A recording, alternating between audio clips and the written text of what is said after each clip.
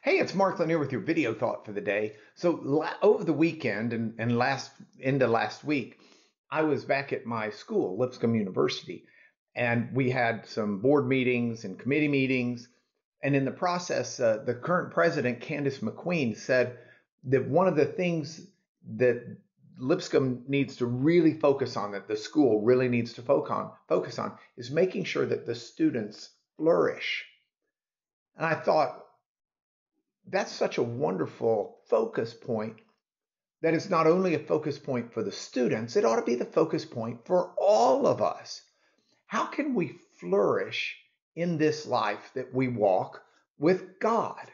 And this is not just the flourishing of the world. This is a genuine flourishing that penetrates to every cell in your body. Think about it, the idea of just every little cell flourishing, making you a flourishing creature before God. It's an amazing idea. So I started looking at some biblical passages on flourishing. And one that stood out to me that I'd like to focus on today is in the book of Job, chapter 8, verse 11. Now, Job is an Old Testament book that is really tough to read. Oh, the first couple of chapters are kind of interesting as Satan is walking to and from the earth looking to see who's faithful to God and who's not, and what he can do about it, and what he does to this fella named Job and his family and his life. And then the end of it's kind of interesting as Job calls God to account and God kind of puts Job in his place.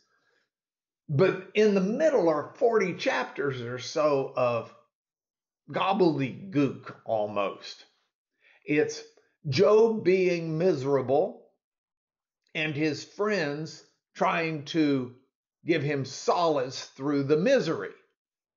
Some of the friends are a bit bizarro in their ideas, and it's not something that's easy to read, but nestled into that, I don't know if it's okay to call part of the Bible gobbledygook, but I mean, nestled into that stuff that's so hard to read is this chapter 8, verse 11 passage that asks the question, can papyrus grow where there's no marsh? Can a reed flourish where there's no water? The answer to both of those is no. And the reed is symbolic. The papyrus is symbolic of you and me. We cannot flourish if we're not where we need to be to get the materials and sustenance we need to flourish. Now, in this speech in Job, it goes on to talk about this is what's happening to people who forget God. They're not going to flourish. They're going to die. They're going to be that plant that just has the sun beating down on them when they need water and can't get it. And that's a good point, because part of flourishing is remembering who God is and how he fits into our life. And the key to flourishing on every cell is to have God permeating every little cell, every little aspect of your life. God should never be an afterthought for us. He should be a primary driver. That could go on a t-shirt. God is not an afterthought. He's a primary driver. He's the primary driver.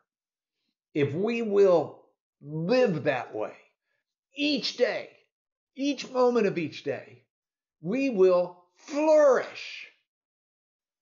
And that, my friend, is your video thought for the day.